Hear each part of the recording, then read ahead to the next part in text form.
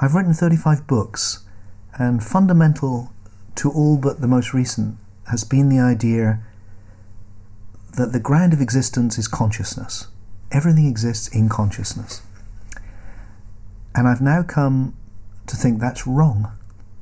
And this video is me owning up to that. Maybe apologizing for that, because I feel I should have seen it sooner.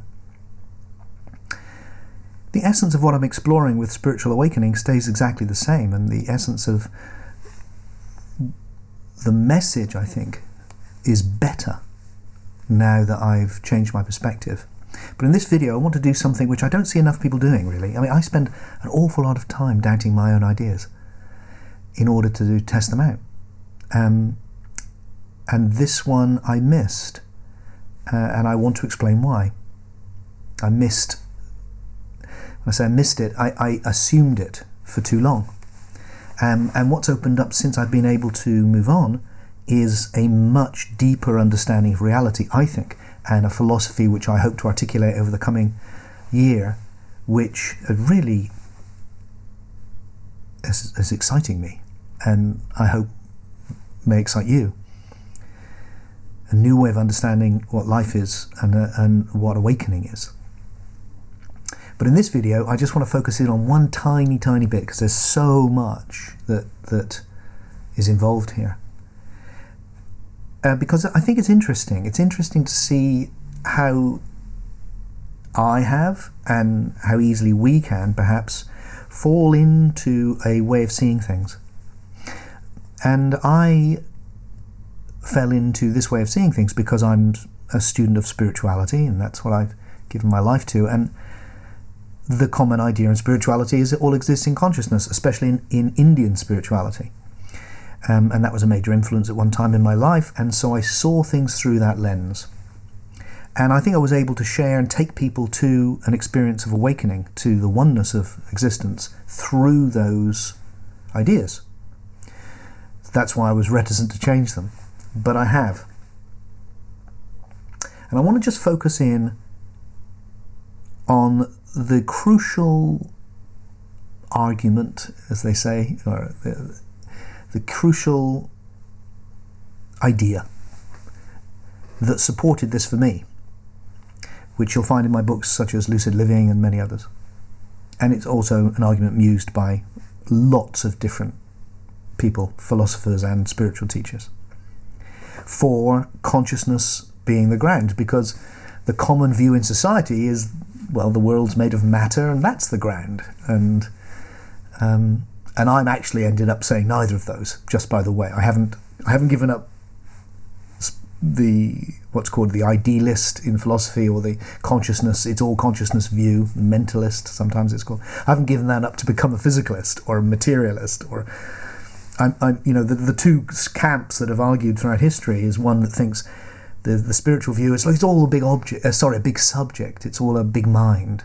And then the objectivist view, as you get mainly in science, which is no, it's all a big thing, and it's developed consciousness. I don't think either of those.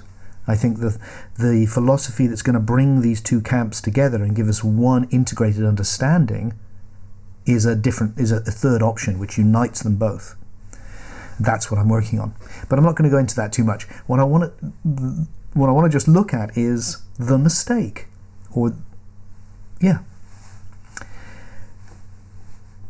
which is essentially just this. It's that the what I would say would be, come back to your actual experience. So if you look at your actual experience right now, actually what you're experiencing is sensations in consciousness and ideas in consciousness. That's your actual experience.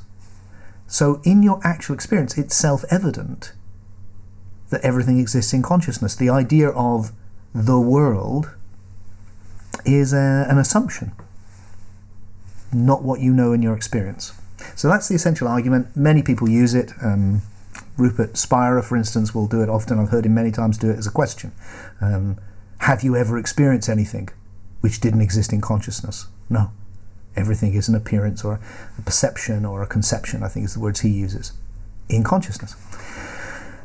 which is a very persuasive argument, or it persuaded me for many decades, until one day I just saw something so obvious. I'm here to be embarrassed and to be astonished that I didn't see it, because it is really truly obvious, which is that's not self-evident at all. That's a theory. And that when I or Rupert says, have you ever experienced anything which doesn't exist in consciousness? The answer is in the question.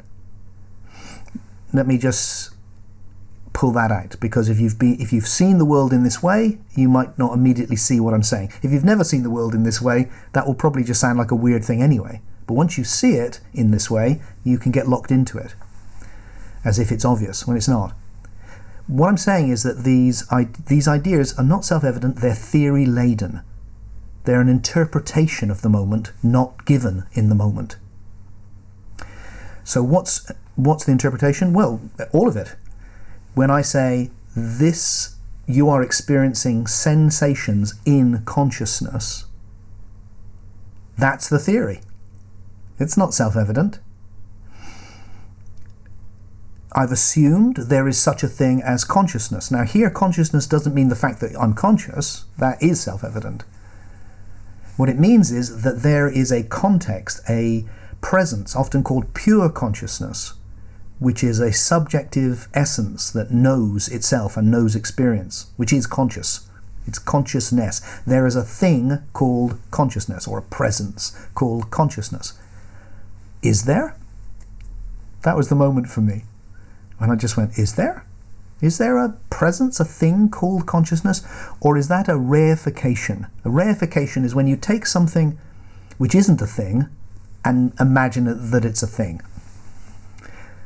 And I think that's what I've done there. I think consciousness is actually an activity. It's a way of experiencing the world. I'm experiencing this consciously. Also experiencing a whole load unconsciously, of course. I'm also with the psyche, consciously and unconsciously. It's a way of experiencing, and that's a verb. That's not a thing. And then from that, I've constructed this idea that there is a thing which is itself.